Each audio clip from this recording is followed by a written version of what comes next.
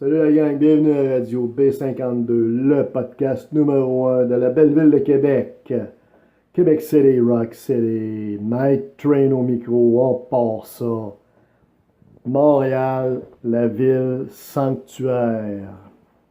Eh oui, eh oui, c'est sympathique et coquin et singulier, pour ne pas dire loufoque, maire de Montréal, M. Denis Coderre, a annoncé en grande pompe, il en est très fier, que Montréal était maintenant désignée comme une ville sanctuaire. Alors, pour ceux qui ne sauraient pas ce que ça veut dire, sanctuaire, on s'entend que ce n'est pas un sanctuaire des oiseaux, ce n'est pas un sanctuaire non plus d'animaux domestiques ou d'animaux exotiques. Ce n'est pas non plus un sanctuaire au sens religieux, comprenez, avec des gens à genoux qui font des incantations religieuses, qui allument des cierges, des chandelles et toutes sortes de choses. Non, non, non, non, non. Ce n'est pas non plus, vu qu'on parle de la ville de Montréal, le sanctuaire de tonnes métriques de merde projetée dans notre magnifique fleuve Saint-Laurent par cette délicieuse île plutôt bizarre de barbus communistes qu'est Montréal, que nous saluons, que nous aimons malgré tout, malgré leur singularité et leur étrangeté. Ce n'est pas non plus un sanctuaire de marde. Non, non, non, non, non, non, non, non, non. Bref, Montréal, ville sanctuaire. Eh bien oui, moi je l'ai appris. Je ne sais pas si vous l'avez appris, mais moi je ne savais pas ça. Mais quand on désignait une ville comme Montréal, Montreal Only Rock, sanctuaire, ça veut dire que la ville va accueillir tous les immigrants qui vont y arriver. Légaux et surtout illégaux, ou clandestins, appelez ça comme vous voulez, ceux qui arrivent dans le fond par n'importe quel bout, comprenez-vous, à pied, en avion, en cerf-volant, comprenez-vous, il n'y a pas de, en drone peut-être, en chaloupe, en VTT, Grèce, en skidoo, nommez-les, tous les immigrants qui vont arriver à Montréal, Montreal, the spirit of Montreal.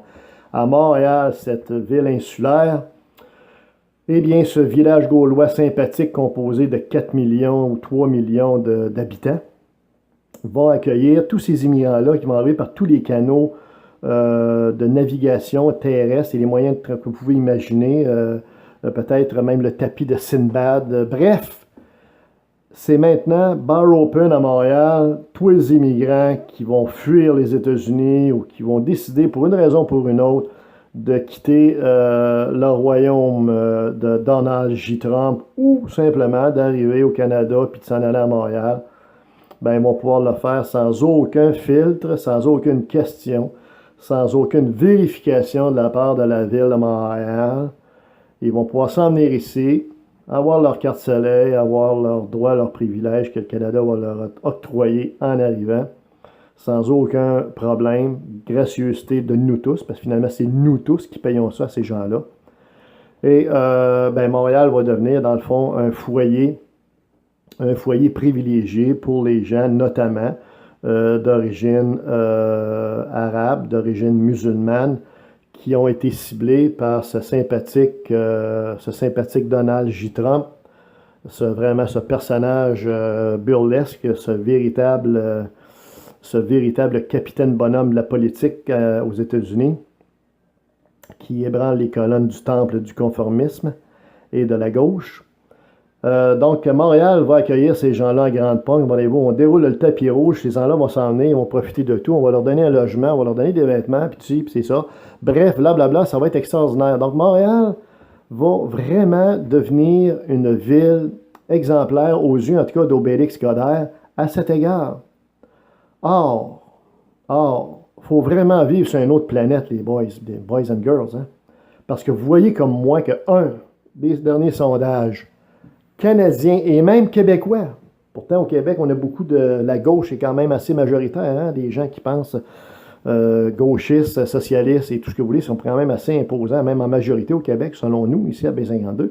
Malgré tout, les sondages du Québec et du Canada montrent que les gens veulent qu'on contrôle l'immigration, et qu'il y en ait moins d'immigrants qui rentrent. Donc, c'est deux choses. Un, les contrôler, filtrer, voir c'est qui qu'on décide qui rentre ici au Canada, pas n'importe qui, on est beau. Puis deuxièmement, diminuer un petit peu le nombre d'immigrants, parce qu'il y en est quand même rentré un bon nombre, là. Vous savez, depuis l'accession de Sophie Trudeau au pouvoir et de sa délicieuse compagne truculente, la délicieuse, la merveilleuse, la très magique Sophie Grégoire Trudeau.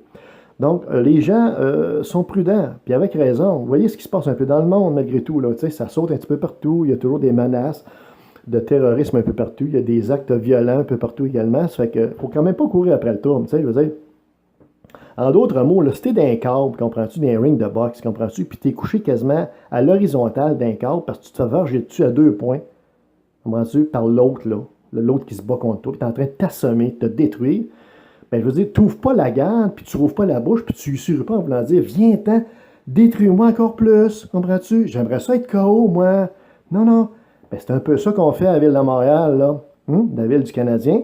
On ouvre la garde, comprenez-vous, puis ça rentre, bar open, ça va rentrer par tous les bouts, comprenez-vous, puis ça va être vraiment, vraiment spécial.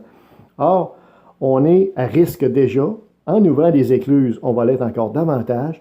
Et malheureusement, dans tout ça, en quelque part, et ça pourra faire l'objet d'un podcast, ça, Montréal consacre sa perte d'identité. Parce que cette ville-là est en train de perdre, sinon a complètement perdu, ce qui est le plus cher, le plus important pour un peuple, pour une nation, pour une ville, pour un groupe de personnes, c'est-à-dire ton identité. Parce que quand tu as perdu ton identité, tu as perdu la fondation de ta maison. Et quand une maison n'a plus de fondation, vous savez comme moi ce qui arrive, hein? La maison s'écroule. Dans le cas de Montréal, c'est un peu ce qui se passe. Ça ne s'écroule pas d'un coup. Ça ne s'écroule pas d'un seul coup comme une explosion, ensuite bing, bing, bing, bing, bing, puis on va tout tomber à terre. Non, mais c'est ça qui se passe actuellement.